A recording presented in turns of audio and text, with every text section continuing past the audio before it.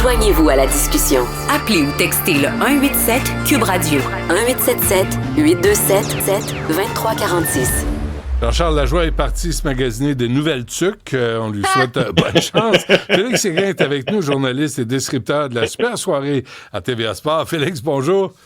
Ça va bien. Ouais, t'as pas de tuque, toi? Benoît. T'as pas de tuque? T'as écoute, j'en ai une là, mais je l'apporte pas. OK, parfait. Généralement, quand on fait de la télé ou de la radio, peu importe, on l'apporte pas. Ça doit être agréable ces temps-ci parce qu'on se croise, on habite dans la même municipalité. Puis ça doit être, Félix, agréable de travailler avec le Canadien de Montréal ces temps-ci, là, parce qu'il y a eu des années où c'était pénible. Ben, les dernières années, c'est très, très difficile. Tu sais, Benoît, on a un travail quand on fait un match de hockey, c'est de vendre du bonheur. On veut que les gens regardent le match puis aient du plaisir en regardant le match. Sauf que depuis 4 ans, ils regardaient le match puis c'était difficile de leur mentir aux téléspectateurs, aux amateurs. C'était pas très, très bon parce que c'était une équipe qui était en reconstruction. Puis jusqu'au début du mois de décembre, c'était la même chose. Puis le sentiment était encore pire parce que cette année, cette équipe-là devait progresser. Alors jusqu'au début du mois de décembre, ben, je pense qu'on avait raison de taper du pied. Et là, ça va bien. L'équipe joue bien. Moi, je suis un gars quand même rationnel, très terre-à-terre. Tu sais, ça va m'en prendre encore beaucoup pour m'emporter, pour dire, OK, on est parti.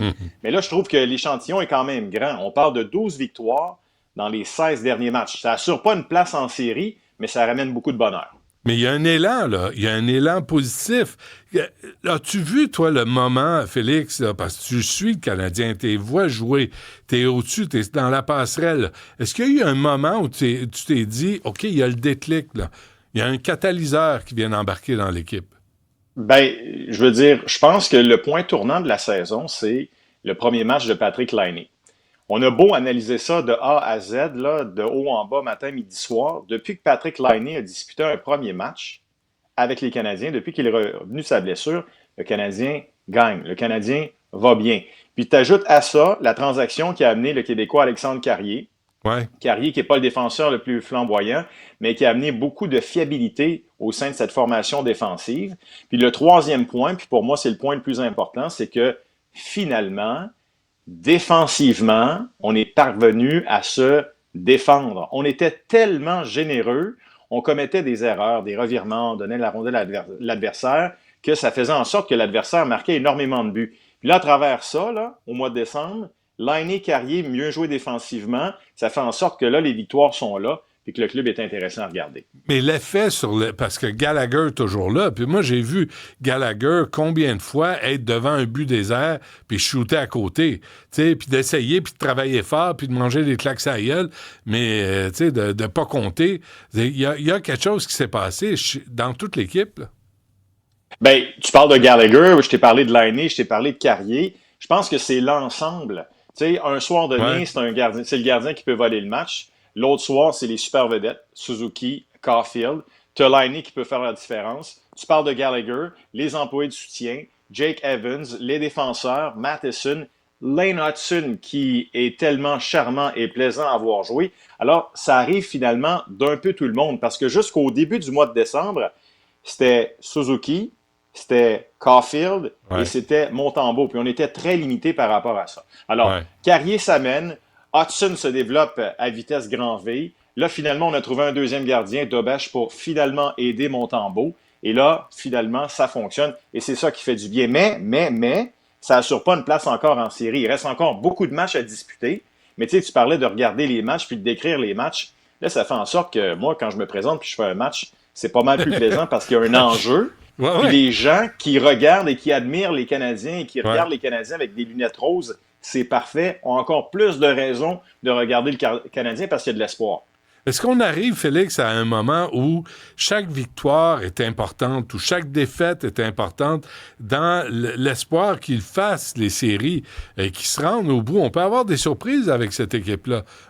Bien, cette année, la particularité, Benoît, c'est que tu as un paquet d'équipes qui peuvent aspirer participer aux séries. Tu sais, je te parle du Canadien parce que c'est notre équipe, là, mais tu as à peu près 6, 7, 8 équipes là, qui se battent pour une place en série.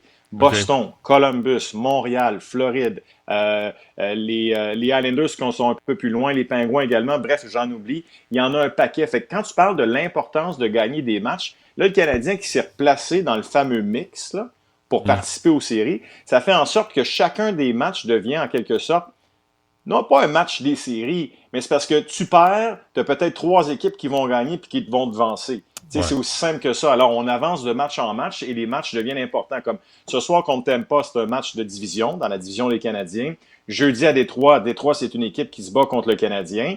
Puis là, samedi, on va retrouver les Devils du New Jersey, qui est une bonne équipe de l'Association de l'Est. Alors, oui, tu as raison de parler de l'importance de chacun des matchs pendant les prochaines semaines. Oui.